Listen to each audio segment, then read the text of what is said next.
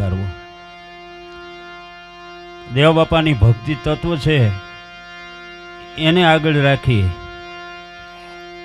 કારણ કે એ ભક્તિની રૂપી ધૂણી ધખાવીને ગયા છે અને એ ધૂણીને હવે ધખતી રાખવી. મખાભાઈ રૂપાભાઈ રાતડિયા, મેપાભાઈ મૂળાભાઈ રાતડિયા, રણછોડભાઈ ગાંડાભાઈ રાતડિયા, મફાભાઈ લક્ષ્મણભાઈ રાતડિયા, રાજુભાઈ માલાભાઈ રાતડિયા, ગેલાભાઈ પુંજાભાઈ, શેલાભાઈ ગાંડાભાઈ અને હરેશભાઈ ગોપાલભાઈ રાતડિયા. આ બધાનો એક ભાવ,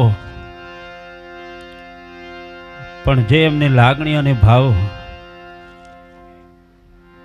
લઈને આજે જ્યારે સાઉન્ડ તમારે ફેરફાર કરવો, હા તો જોઈ લેજો કરવા. હું મને એમ થાય કે માંડ અહીંથી પાટો પકડે છે તો વરી પાસે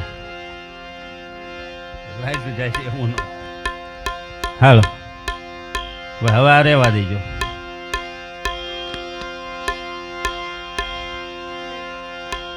આ કીધું સ્પીકરની સીટી આવતી લાગે, સહેજ આગુ પાછું કરી નાખો. હા મેનું કાય હા એમ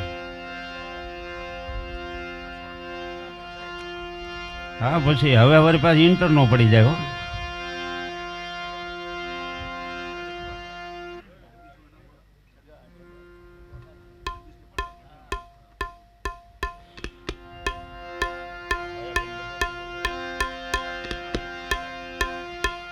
જગદીશભાઈ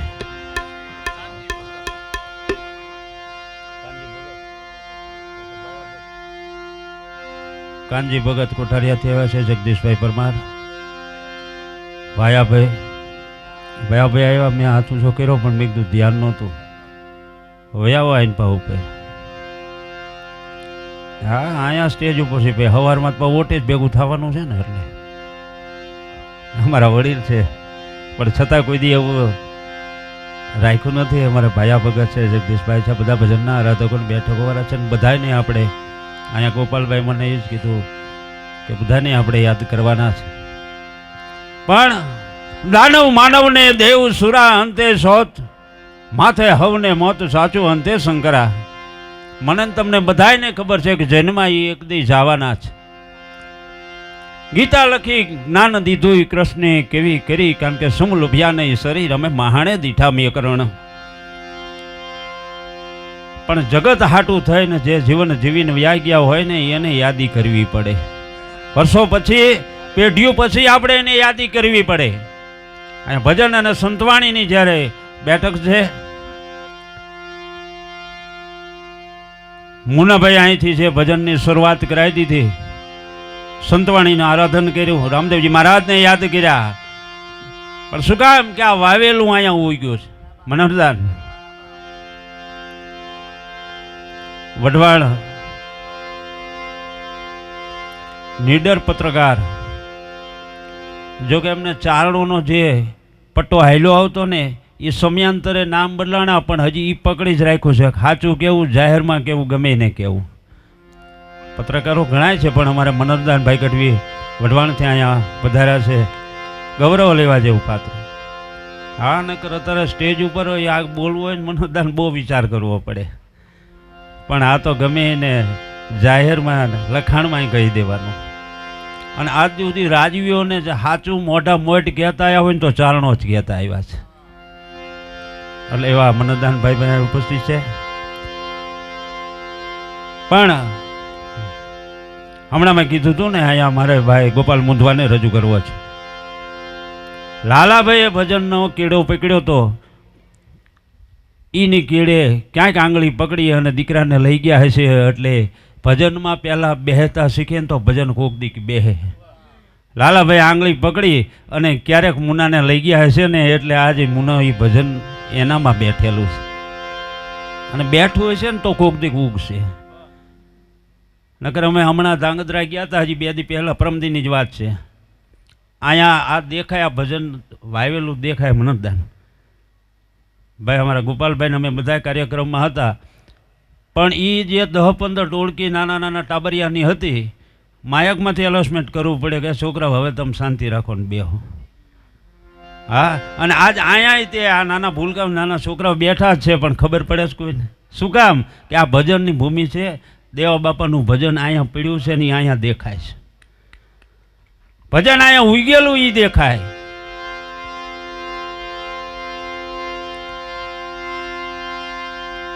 ભરવાડ સમાજમાં કાંઈક પ્રસંગો પડેલા છે, પણ ભજન 2 મિનિટનો એક નાનો એવો પ્રસંગ લઈને મારા ભાઈ ગોપાલ મુંધવાને જ્યાં રજૂ કરવો છે. અમારા ગોપાલે અત્યારથી શરૂઆત કરી છે. આ જયદીપ અત્યારથી ભજનના કેડો પકડાયો છે ને. હાલમાં રામદેવીનું આખ્યાન હોય ને એટલે હું ગોપાલ કે અમે બેઠા હોય ને તારી કહેવું પડે કે દડુભા હાલો તો આ આખ્યાન હાલે છે ને, કે હા કે જયદીપ ન્યા જ હશે, આપણે ગોતી આવી. હા, શું કામ? એટલે મેં કીધું કાંઈ વાંધો નહીં, પણ આમના ભજનમાં હારે રાખજે, તેના મગજમાં એમના ભજન ઉડતું રહે ને તો એની બીજી ચિંતા નહીં. પણ રામદેવજી મહારાજનો ભક્તિનો કેળો એને અત્યારથી નાનપણથી જ પકડાઈ દીધો છે, એની પકડી લીધો છે. એ મજાની વાત છે, પણ થાતા હોય ત્યાં થાય. સૌરાષ્ટ્રની ધરતી, ગુજરાતની ધરતીમાં કાંઈક પ્રસંગો એવા પડેલા છે કે જ્યાં જ્યાં જેણે ભજન કર્યા છે ને એના નામને આપણે યાદ કરવા પડે છે. હમણાં શરૂઆતમાં દોહો કીધો ને, નામ રહંતા ઠાકરા નાના નહીં રહંત, કીરો તો હુંડા કોટડા પાડ્યા નહીં પડંત.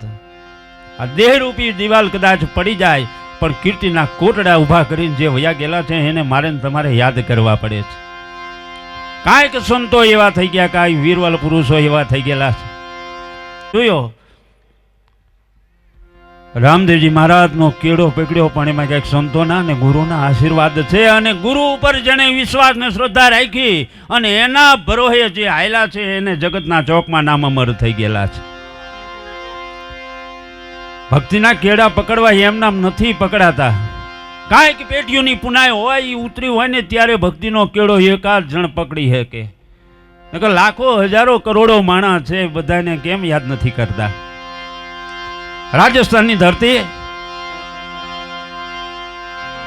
ડુંગર ભરવાડ કરી અને એક તરવળિયો યુવાન માણસો દ્વારકાની જાત્રા કરીને આવે, ગુજરાતની જાત્રા કરીને આવે એટલે એ માણસો એમ કે અમે દ્વારકાજી આવ્યા, કાળિયા ઠાકરના દર્શન કરી આવ્યા, દ્વારકાધીશના દર્શન કરી આવ્યા. એટલે એમ કે તમે દ્વારકાધીશને જોયા કે એના દર્શન કરીને આવ્યા છીએ? કે તો ભગવાનને જોવા હોય તો શું કરવું પડે?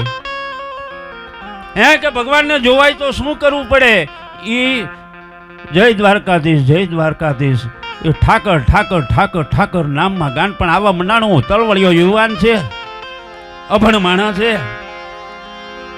એને એમ થયું કે ભગવાનના મારે દર્શન કરવા છે. એટલે બધાને પૂછે કે ભગવાન આવે, ભગવાન મળે, ભગવાન કેવા છે? આખા ગામમાં કોઈ 2-5 માણસ ભેગા થઈને કાંઈક વાત વ્યવહારની હાલતી હોય ને ત્યાં એ ડુંગર ત્યાં જઈને એમ કે એવાલા ભગવાનને તમે જોયા? દ્વારકાજી આવ્યા, મારે દર્શન કરવા છે. ભગવાન કેવા હોય? ભગવાન ક્યાં મળે? માણસો પછી એમ થયું કે આને તો ગાંડ પણ આવી ગયું, પણ આપણને ગાંડા કરશે. અને જેટલા દુનિયામાં ગાંડા થયા છે ને એને જ પરમ તત્વ મળ્યું છે. અત્યાર સુધીના દાખલા ડાયા એને ક્યાંય નથી મળ્યું. તોય નામ સ્મરણમાં જેના ગાંડા થઈ ગયા છે ને, જગત એને ગાંડા ગણ્યા છે ને, ત્યારે એને જ પરમ તત્વ મળ્યું છે ને એને જગત યાદ કરે છે. પડશે પંડ શરીર પ્રસિદ્ધિના ગઢ પડશે નહીં, વાતું રહેશે વીર ભલાતણી ભાણના. ગામના માણસોને એમ થયું કે હવે આ કોઈને ઊભા નથી રહેવા દેતો. આને આપણા ગામને પાદર થોડેક આગળ ભીમપુરી બાપુની મઢુલી છે, એનો આશ્રમ છે. ભીમપુરી બાપુનો આશ્રમ બતાવી દો એટલે અહીંથી તો નીકળી જાય. આમ વિચારી અને ગામના કોઈ માણસે પટ્ટો પકડાઈ દીધો કે ડુંગર તારે પરમાત્માને જોવા છે ને, દ્વારકાધીશને જોવા છે ને, કાળિયા ઠાકરને જોવો ને? કે હા. કે આ કોઈ તને નહીં બતાવે. ભીમપુરી બાપુના આશ્રમે ઠાકર આવે છે, ત્યાં વયો જા. એમ એટલા વર આમ નામ રખડું તમે કોઈ મને વાત ન કરી. એ ભીમપુરી બાપુના આશ્રમે હળી કાઢી અને ડુંગર ગયો. બાપુ સત્સંગમાં બેઠા, 5-25 માણસો સામે બેઠેલા. એટલે ડુંગરે હળી કાઢી અને બાપુના પગ પકડી લીધા. એ બાપુ, દ્વારકાધીશ કાળિયો ઠાકર અહીં તમારા આંગણે આવે છે. બાપુ, મને ખબર નહોતી. દ્વારકાધીશ કાળિયો ઠાકરના તમને દર્શન કરાવશો ને? ભીમપુરી બાપુ સમજી ગયા. કોણે કીધું ડુંગર તને? કે બાપુ, ગામ આખું કીધે, ગામ આખું વાતું કરે છે. ગામ આખાએ મને કીધું કે ભીમપુરી બાપુના આશ્રમે દ્વારકાધીશ આવે છે. બાપુ સમજી ગયા કોઈને આશરો ન મળે જેની જગ્યા ક્યાંય ન થાય એ આ જગ્યા બાંધીને હું બેઠો છું. આ ગામ આને થાક્યું લાગે પણ ભલે આવ્યો. હવે ઠાકરે અહીંયા મોકલ્યો છે એમ વિચારી અને એ ડુંગરને કીધું, ડુંગર કાળિયો ઠાકર અહીંયા આવે જ છે, પણ એક કામ કરી, ઠાકર આવે ને ત્યાં સુધી તું નવરો બેઠા બેઠા કંટાળી જઈશ, એટલે આપણે આ આશ્રમમાં જે ગાયું છે ને એ ગાયુંની સેવા ચાકરી કરજે, એને પાણી પાજે, નીર નાખજે, એને સારવા જાજે. દ્વારકાથી કાળિયો ઠાકર આવશે ને એટલે હું તને કહી દઈશ કે ઠાકર આવી ગયા, દર્શન કરી લે.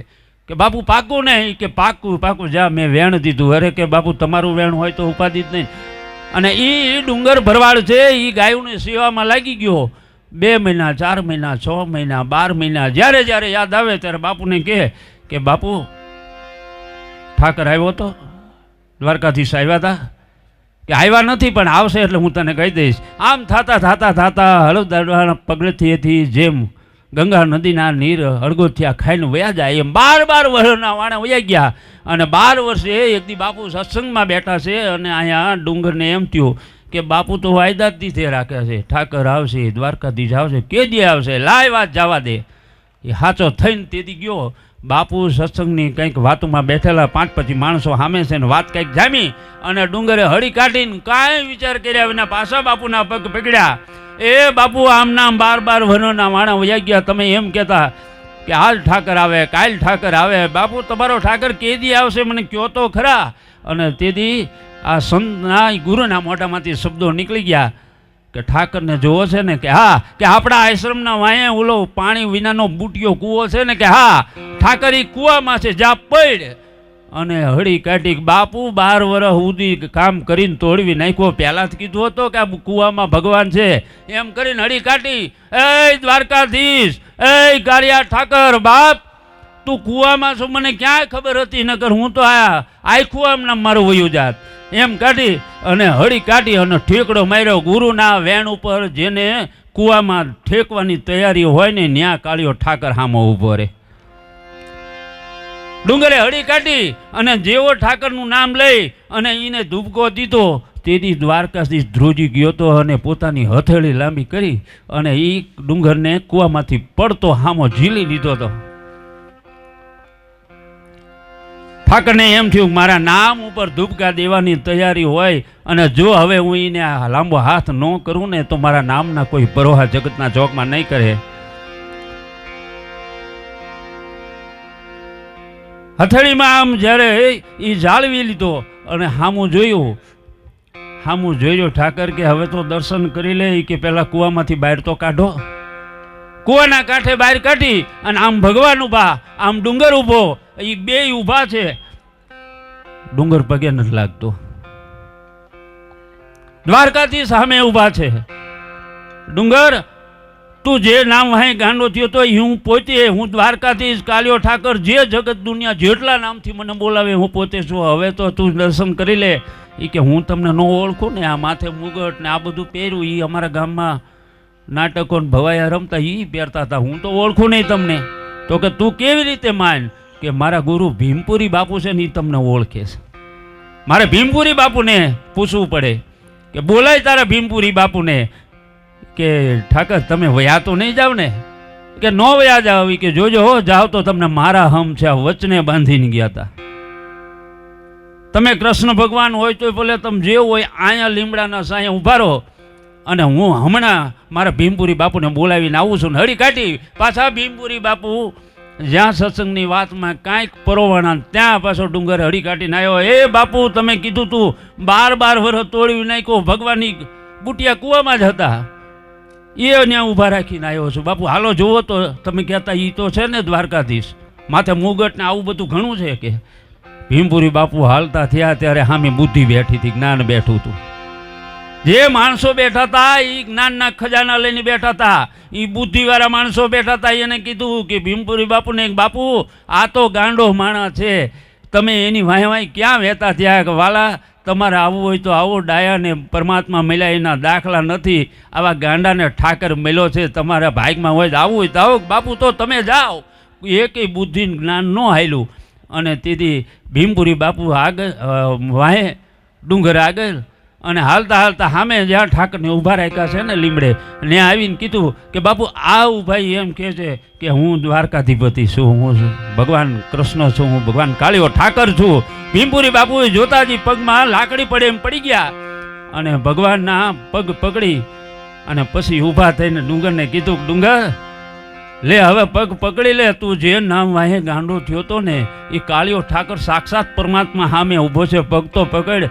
અને ત્યારે ડુંગર ભરવાડ ઘડીક ગુરુ સામું જોયું, ઘડીક ભગવાન સામું જોવે, બે સામું જોવે. એટલે ભીમપુરી બાપુએ કીધું કે હવે મારા સામું શું કામ જોવે, લે હવે આ ઘડી વહી જાય, મને આખું કાઢી નાખે પણ પરમ તત્વના દર્શન નથી થતા. અને આજ તો દાખલો તો જો કે ગુરુએ ક્યાંક શિષ્યને પરમ તત્વના દર્શન કરાવ્યા છે, પણ ડુંગર આ તો શિષ્યએ ગુરુને પરમ તત્વના દર્શન કરાવ્યા છે. લે હવે પગ પકડી લે. અને ત્યારે ડુંગર ભરવાડે કીધું કે ગુરુ ગોવિંદ દોનો ખડે. આ સાખી ત્યારે લખાણી છે. આ સાખી ગાવાવાળા ગાતા હોય પણ એક એક ભજનની વાહે, એક એક સાખીની વાહે એક એક વાતો પડેલી છે સતીશભાઈ. ત્યારે એ ડુંગર ભણ ભરવાડના તરવળિયા યુવાને તેથી બોલી ગયો તો કે ગુરુ ગોવિંદ દોનો ખડે, કિસકો લાગુ પાય, બલિહારી ગુરુ દેવની જીણે ગોવિંદ દિયો બતાય. ગુરુ મહારાજ પહેલા તો મારે તમને પગે લાગવું પડે. પહેલા ભીમપુરી બાપુના પગ પકડ્યા ને પછી ઠાકરના દર્શન કર્યા અને એનો માથે પંજો પડી ગયો ને એ ડુંગર ભરવાડમાંથી ડુંગરપુરી બાપુ થઈ ગયા ને ઘણા બધા ભજનો મને તમને લખીને જગતના ચોકમાં મૂકી ગયા છે. આ દેવા બાપાને એ ગુરુની એવી લહેર કે માથે પંજો નીમી દીધો અને પંજો નીમી દીધા પછી ગુરુ શબ્દના ભરોહે રામને ભજ્યો, રામદેવ પીરને ભજ્યા. અને ભજ્યા એટલું નહીં પણ એટલું ભક્તિ તત્વ કે અહીંથી આપણે હમણાં કીધું ને કે વઢવાણ જવું હોય તો વિચાર કરવો પડે, રિક્ષા મળે પછી જાવી, બાઇક કોક લઈને આવે પછી જાવી. પણ અહીંથી હાલતા થાવું રણુજા સુધી કેવડો મોટો ભરોહો. સાયકલ લઈને જવું હોય તોય ભલે, હાલીને જવાનું થાય તોય ભલે, 5 પછી 50 100 200 માણાનો સંઘ લઈને જવાનું. એક જ ભરોસો કે મારો રામો ધણીને મારો ગુરુની કૃપા છે ને ઠાકર કોઈથી વાંધો નહીં આવવા દે. આ ભજન અહીંયા વાવીને ગયેલા છે ને એ ભજનને વાગોળવા હાટું થઈ અને મારીને તમારી વચ્ચે ભાઈ અમારે ગોપાલ મુંધવા જ્યારે અહીંયા ઉપસ્થિત છે ત્યારે ગોપાલભાઈ મુંધવાને કહું કે વળી પાછા સંતને વાણીના દોરને સંતો જે શબ્દ બોલી ગયા છે, સંતો જે શબ્દો લખી ગયેલા છે એ શબ્દોની વાણી કદાચ લખનાર કવિ હોય, ગાનાર કદાચ કોઈ પણ જ્ઞાતિનો માણસ ગાતો હોય, પણ એ ભજન લખનાર કવિના શબ્દો નથી. કવિએ તો એની બીબામાં ઢાળીને દુનિયાની સામે મૂકી દીધું. એ ભજન જે શબ્દો બોલ્યા છે, ગુરુ છે, સંતો બોલ્યા, એમાંથી કવિઓએ જેમ રાજહંસ મોતીનો ચારો ચણે ને એમ સત્સંગમાં બેઠા ને એમાં કોઈ કવિ કોઈ લેખક બેઠો હોય અને એ શબ્દોને પકડી નીનો નીચોડ કરીને જગતના ચોકમાં મૂકી દે ને એને સંતવાણી કેવી છે ને એવો સંતવાણીના દોરને લઈને આવે ભાઈ ગોપાલભાઈ મુંધવા.